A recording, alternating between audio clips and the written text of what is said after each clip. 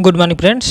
आज हम बात करेंगे कवि सूर्यकांत त्रिपाठी निराला की कविता बादल राग की 6वें खंड की संदर्भ और प्रसंग सहित व्याख्या के बारे में। तो चलिए शुरू करते हैं। बादल राग कविता अनामिका काव्य से ली गई है। बादल किसान के लिए उल्लास और निर्माण का अग्रदूत है, तो मजदूर के संदर्भ में क्रांति और बदलाव का। बादल राग निराला जी की प्रसिद्ध कविता है। अट्टालिका नहीं है रे आतंक भवन, सदा पंख पर ही होता जल विप्लव प्लावन। क्षुद्र प्रफुल्ल जलस से सदा छलकता नीर, रोग शोक में भी हंसता है शैशव का सुकुमार शरीर। रुद्ध कोश है क्षुब्ध तोष, अग्ना अंग से लिपटे भी आतंक अंक पर कांप रहे हैं। धनी वज्र गर्जन से बादल त्रस्त नयन मुख ढांप रहे हैं। जीर्ण बाहु है शीर्ण शरीर, तुझे बुलाता कृषक धीर। अविप्लव के वीर चूस लिया है उसका सार, हाड़ मात्र ही है आधार अय जीवन के पारावार।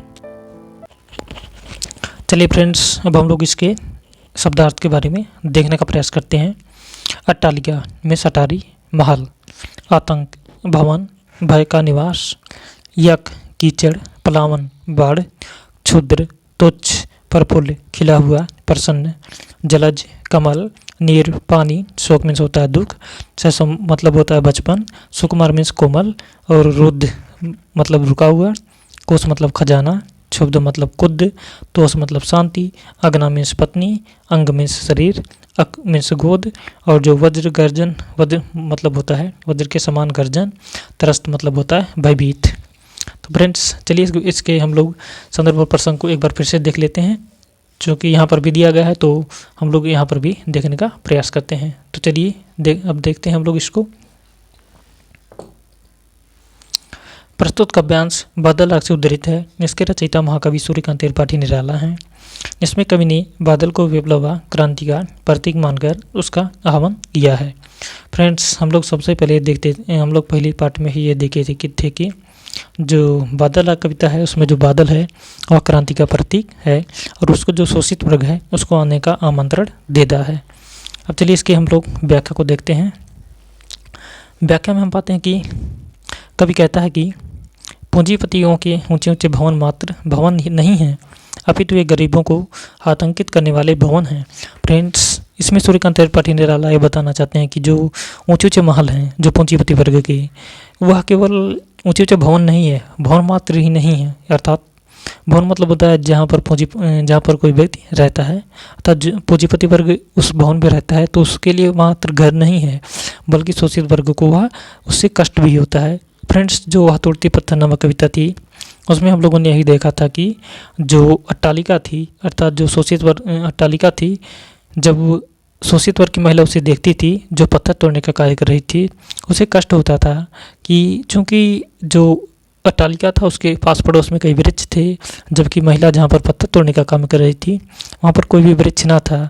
जो पूंजीपति वर्ग के लोग होते हैं, जो लोग उस अट्टालिका में रहते हैं, वे लोग हमेशा ही बताना चाहते हैं, वे लोग हमेशा उस महिला को चिलकती धूप में ही काम करने के लिए कहते हैं, जबकि उसे जहाँ पर वृक्ष है वहाँ पर भी तो काम दिया जा सकता था, लेकिन उनका उद्देश्य होता है कि वह और अधिक परेशान हो। शोषित वर्ग को जितना ज़्यादा परेशान किया जाए, उसका जितना ज़्यादा शोषण किया जाएगा, उससे उनको उतना ही बेनिफिट होगा, उतना ही फायदा होगा। इसी को निराला बताना चाहते हैं। हम लोग आगे देखते हैं कि वर्षा से जो बाढ़ आती है वह सदा कीचड़ से भरी होती है तथा भरी धरती को डुबोती है। अर्थात जब वर्षा आता है, जब बादल गरजता है तो बारिश होती है, और जब बारिश होती है उसमें जो कीचड़ होता है वह सदा कीचड़ से भरी होती है और वह धरती को ही डुबोती है। भयंकर जल पलावन सदैव कीचड़ पर ही होता है। अर्थात जल पलावन मतलब होता है जैसे जल जब भर जाता है तो उसी को जल पलावन कहा जाता है। तो हम देखते हैं ऊपर से जब जल रहता है तो उसके नीचे जो कीचड़ है वह हमें भरी हुई दिखाई देती है। इसके बाद हम लोग देखते हैं कि यही जल जब कमल की पंखुड़ियों पर पड़ता है तो वह अधिक प्रसन्न हो उठता है। फ्रेंड्स कमल की पंखुड़ियों को यदि हम तुलना शोषित वर्ग के छोटे छोटे बच्चों से करें तो हम यहाँ पाते हैं कि जब क्रांति आती है तो उससे छोटे छोटे बच्चे जब उसे देखते हैं, शोषित वर्ग जो होते हैं, तो उन्हें बहुत ही अच्छा लगता है। इसके विपरीत जो पूंजीपति वर्ग के बच्चे होते हैं उससे उनको बहुत ही घृणा होती है। प्रलय से पूंजीपति वर्ग ही प्रभावित होता है। निम्न वर्ग में बच्चे कोमल शरीर के होते हैं तथा रोग व कष्ट की दशा में भी सदैव मुस्कुराते रहते हैं। जो फ्रेंड्स शोषित वर्ग होता है उसके बच्चों को अच्छी सुविधा ना मिलने के कारण वह चूँकि उसके पास पैसा नहीं होता है इसलिए वह अपने बच्चों को अच्छी सुविधा नहीं दे सकता। जब वह अपने बच्चे को अच्छी सुविधा नहीं दे पाएगा तो ऐसा होगा कि उसका जो शरीर है वह रोग व अनेक कष्टों से पीड़ित होगा। फिर भी वह क्रांति को देखने पर ऐसी स्थिति में मुस्कुराता रहता है। वे क्रांति होने में भी प्रसन्न रहते हैं। पूंजीपतियों ने आर्थिक साधनों पर कब्जा कर रखा है। उनकी धन इकट्ठा करने की इच्छा अभी भी नहीं भरी है। फ्रेंड्स, जो पूंजीपति वर्ग होता है उसके पास यदि कितना भी धन क्यों ना हो, जब तक वह यह नहीं चाहता कि उसके पास जो शोषित वर्ग है उसे इतना परेशान किया जाए क्योंकि वह हमेशा परेशान रहे, तो ये जो उसका उद्देश्य होता है तो उससे जो शोषित वर्ग होता है स्वाभाविक सी बात उसे परेशानी मिलेगी ही। उसी के बारे में निराला कहते हैं कि पूंजीपति वर्ग इतना धन पहले से एकत्रित कर लिया है, वह और भी धन एकत्रित करना चाहता है। वह इतना धन होने पर भी उन्हें शांति नहीं है। वे अपने प्रियाओं से लिपटे हुए हैं, फिर भी बादलों की गर्जना सुनकर कांप रहे हैं।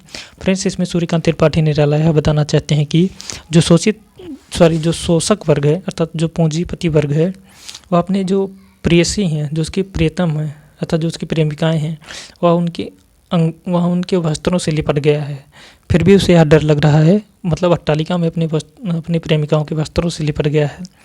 फिर भी उसे यह डर लग रहा है कि कहीं बादल के आने पर अर्थात क्रांति होने पर उनका जो ये सुख है कहीं उनसे छीन ना लिया जाए, क्योंकि ये जो सुख हैं वह जो शोषित वर्ग है उनका संसाधन है और वह उनके संसाधनों पर कब्जा किया हुआ है पूंजीपति वर्ग। इसलिए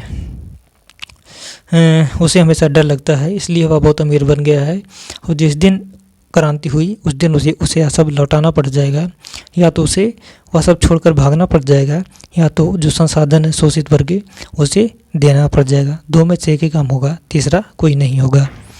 आगे फ्रेंड्स, सूर्यकांत त्रिपाठी निराला कहते हैं कि वे क्रांति को गर्जन सुनकर भय से अपनी आंखें बंद किए हुए है तथा मुँह छिपाए हुए है। जो वह अपना मुँह है वह अपनी प्रेमिकाओं के वस्त्रों में छिपाए हुए है। सूर्यकांत त्रिपाठी निराला इसी को कहना चाहते हैं। फ्रेंड्स, अब हम लोग इसके विशेष के बारे में चलिए देख लेते हैं। कवि ने पूंजीपतियों के विलासी जीवन पर कटाक्ष किया है।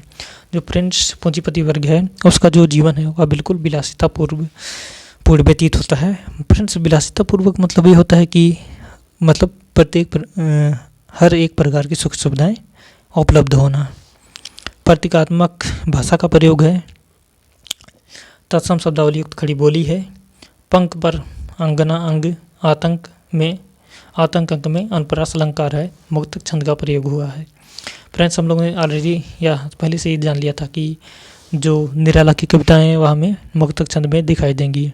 जीर्ण मतलब होता है पुरानी, शिथिल मतलब पुरानी शिथिल, बहु मीन्स होता है भुजा, शीर्ण मतलब होता है कमजोर, कृषक मीन्स होता है किसान और अधीर मतलब होता है व्याकुल, विप्लव मतलब होता है विनाश, सार मतलब होता है प्राण, हाड़ मतलब होता है हाड़ मात्र मतलब केवल हड्डियों का ढांचा, पारावार मतलब होता है समुद्र। तो चलिए फ्रेंड्स, अब हम लोग इसके प्रसंग को देखते हैं। संदर्भ प्रसंग को प्रस्तुत कविता बादल आग से उद्धृत है। इसके रचयिता महाकवि सूर्यकांत त्रिपाठी निराला हैं।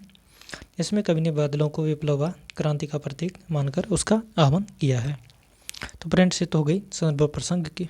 अब इसके बारे संदर्भ प्रसंग की बात हो गई। अब हम इसकी व्याख्या को सीधे देखने का प्रयास करते हैं। तो चलिए शुरू करते हैं अब इसकी व्याख्या। कवि कहता है कि हे बादल, हे विप्लव की वीर, शोषण के कारण किसान की बाहें शक्तिहीन हो गई हैं।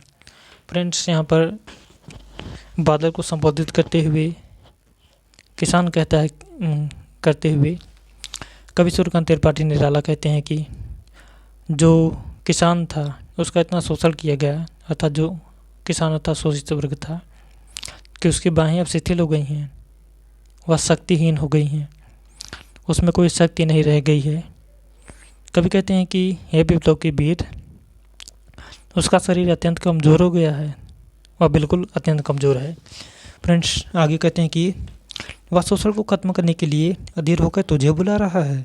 फ्रेंड्स, उसके साथ इतना शोषण किया गया है कि वह यह चाहता है कि अब वह शोषण है वह समाप्त हो जाए और इसके लिए किसी न किसी क्रांति की आवश्यकता है। इसलिए वह बादल को आने का आमंत्रण देता है, अर्थात क्रांति को आने का आमंत्रण देता है। शोषकों ने उसकी जीवन शक्ति छीन ली है, जो उसका जीवन शक्ति था उसको शोषकों ने छीन लिया है। उसका सार तत्व चूस लिया है। अब वह हड्डियों का ढांचा मात्र रह गया है, अर्थात उसके अंदर जितने भी काम करने की क्षमता थी उसको शोषित वर्ग ने उसे छीन लिया है। अब ऐसा लग रहा है कि उसके पास अब और शक्ति नहीं है।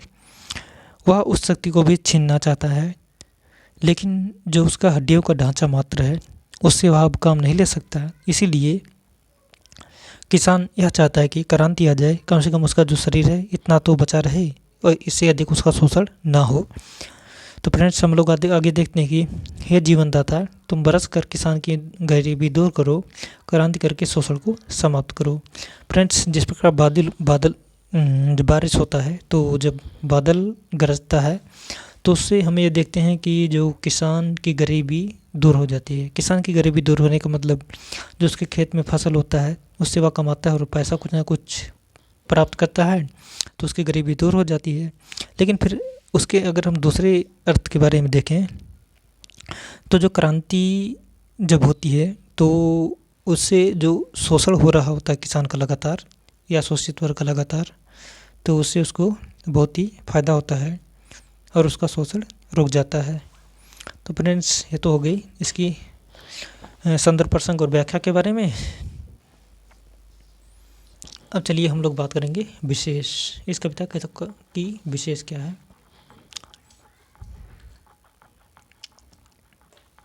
कवि ने किसान की दयनीय दशा का सजीव चित्रण किया है। फ्रेंड्स, चाहे किसान कहिए आप चाहे शोषित वर्ग कहिए, दोनों एक ही चीज़ है। दोनों का शोषण हुआ है। दोनों का उद्देश्य है कि जो पूंजीपति वर्ग के पास संसाधन है वह बिल्कुल समाप्त हो जाएं और वह संसाधन उनके पास आ जाएं। ऐसा जो संभव है वह केवल क्रांति के द्वारा ही संभव है, किसी और के द्वारा संभव नहीं है। फ्रेंड्स, उसी को सूर्यकांत त्रिपाठी निराला बहुत ही मार्मिक ढंग से वर्णन करते हैं। विद्रोह की भावना का वर्णन किया गया है। शरीर में अनुप्रास अलंकार है तथा काव्यांश में मानविक अलंकार है। तत्सम शब्दावली युक्त खड़ी बोली है। फ्रेंड्स, ये जो शब्दावली युक्त खड़ी बोली है इसका प्रयोग हुआ है, तत्सम शब्द है। तत्सम शब्द का प्रयोग मैक्सिमम निराला अपनी कविताओं में करते हैं। तत्सम शब्द और जो मुक्तक छंद है यह निराला की बहुत ही कह सकते हो प्रमुख विशेषता है। इसका प्रयोग हुए अपनी कविताओं में करेंगे। मुक्तक छंद है, मुक्तक छंद का प्रयोग हुआ है। हम लोगों ने पहले जान लिया था कि जो सूर्यकांत त्रिपाठी निराला हैं उन्होंने अपनी कविताओं में तोड़ दो छंद के बंद नामक जो स्टेटमेंट दिया था उसके अनुसार उन्होंने मुक्तक छंद में कविताएं लिखी। अर्थात जो कविताएं हैं वह छंद के बंद में रहकर नहीं लिखी जाएंगी। या सूर्यकांत त्रिपाठी निराला का कहना था, वे यही कहें कि अब जो कविताएं हैं वह मुक्तक छंद में भी हो सकती हैं। कवि अपने अनुसार लाइन को चाहे घटा बढ़ा सकता है। संबोधन शैली का प्रयोग हुआ है। फ्रेंड्स, संबोधन का मतलब यह हुआ कि जब किसान उसको बादल को संबोधित करता है तो यहाँ पर संबोधन शैली का प्रयोग हमें देखने को मिलता है। चित्रात्मक शैली का प्रयोग हुआ है। फ्रेंड्स, ये जो चित्रात्मक शैली है हम इसमें देखते हैं कि जो बादल है उसका जो चित्र है यदि हम उसको देखें तो क्रांति के रूप में तो उसको चित्रित किया गया है या प्रदर्शित किया गया है या उसको संबोधित किया गया है, तो यही होगा। फ्रेंड्स, ये तो हो गई कवि सूर्यकांत त्रिपाठी निराला के बादल राग नामक छठवें खंड की जो व्याख्या है, संदर्भ प्रसंग है, उसको हम लोगों ने देखा। अब हम फ्रेंड्स मिलेंगे नेक्स्ट वीडियो में किसी और कवि के साथ। हम लोगों ने मुक्तिबोध और निराला पर जो कंप्लीट बातचीत थी उसको आज ख़त्म कर लिया है। मिलेंगे बहुत जल्द नेक्स्ट वीडियो में। बने रहिए इस यूट्यूब चैनल पर। हम आप लोगों को कंप्लीट जो हिंदी साहित्य का सिलेबस है, हिंदी साहित्य का इतिहास भी पढ़ाया जाएगा आप लोगों को। आधुनिक कविताएं भी पढ़ाई जाएंगी। आधुनिक कवियों के बारे में बताया जाएगा। उसकी संदर्भ प्रसंग व्याख्या जो कविताओं की उसको बताई जाएगी। इसके बाद हम लोग मध्यकालीन काव्य पर बात करेंगे और मध्यकालीन काव्य पर बात करेंगे और उसके बाद हम लोग ये देखने का प्रयास करेंगे जो महत्वपूर्ण कहानियाँ हैं, निबंध हैं, जो उपन्यास हैं, उसकी समीक्षाओं को भी देखने का प्रयास करेंगे। बने रहिए इस यूट्यूब चैनल पर। बहुत बहुत धन्यवाद।